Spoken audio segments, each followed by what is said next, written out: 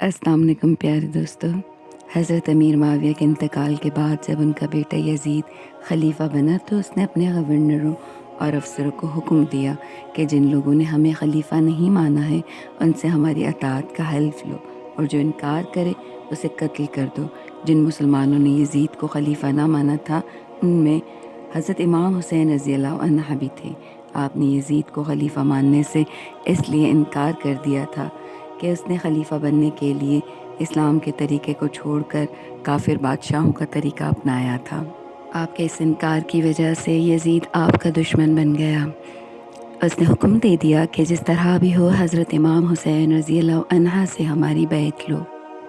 حضرت امیر معاویہ رضی اللہ عنہ سے پہلے حضرت علی رضی اللہ تعالی عنہ مسلمانوں کے سب سے بڑے حاکم یعنی خلیفہ تھے۔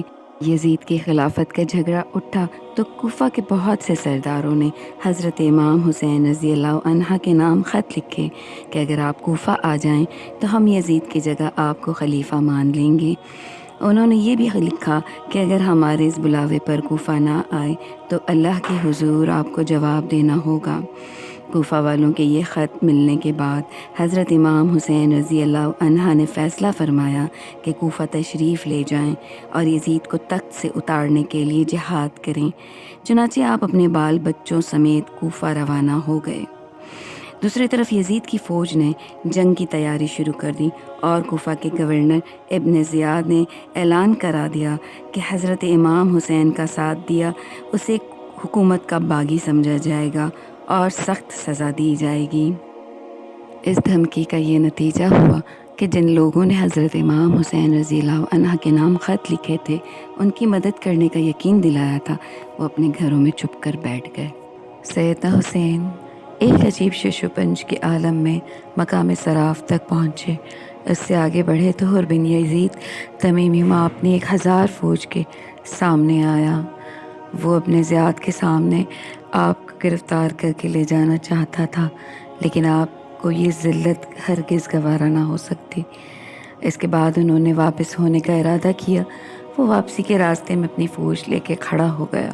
آپ نے وہاں سے شمال کی جانب کوچ کیا اور جب قادسیہ کے قریب پہنچ گئے وہاں معلوم ہوا کہ عمرو بن سعد ایک بہت بڑی فوج کے ساتھ مقیم ہے اور حر آپ کے پیچھے پیچھے تھا۔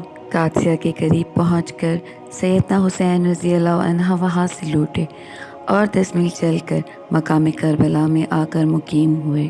عمرو بن سعد آپ کی خبر سن کر مافوج روانہ ہوا اور سراغ لیتا ہوا اگلے روز کربلا پہنچ گیا۔ ایک بار پھر سیدنا حسین رضی اللہ عنہ کو بیعت لینے کے لیے آمادہ کرنے کی کوشش کی گئی تو آپ رضی اللہ عنہ نے چند باتیں پیش کی مگر تمام باتیں مسترد کر دی گئیں۔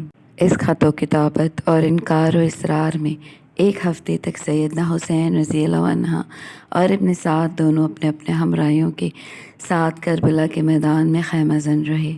سیدنا حسین رضی اللہ عنہ کے ساتھ ہی ابن سعد کے لشکریوں کے ساتھ مل کر نمازیں پڑھتے اور سیدنا حسین رضی اللہ عنہ صفوں کو درست کرتے۔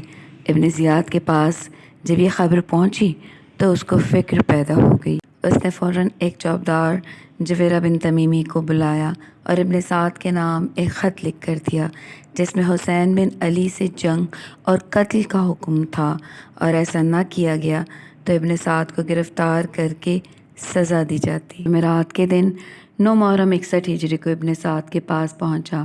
ابن سعد اس وقت اپنے خیمے میں بیٹھا تھا۔ خط پڑھتے ہی گھوڑے پر سوار ہو کر لشکر کو تیاری کا حکم دیا، لیکن سیدنا حسین رضی اللہ عنہ نے سوچنے کے لیے مزید صبح تک کی مہلت مانگ لی اور پھر عبید اللہ بن زیاد کے حکم سے شمر اپنی فوج کے لیے کربلا روانہ ہو گیا۔ جنگ جب ملتوی کر دی گئی تو عبید اللہ بن زیاد نے ساحل فرات پر 500 سوار متعین کر دیے۔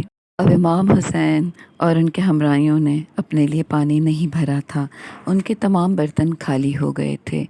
رات کو جب پانی بھرنا چاہا تو معلوم ہوا کہ دشمنوں نے پانی پر قبضہ کر لیا ہے۔ اب دم بدم پیاس کی شدت نے تکلیف پہنچانی شروع کی۔ یہ ایسی اذیت تھی جو تیر و شمشیر کی اذیت سے سوا تھی۔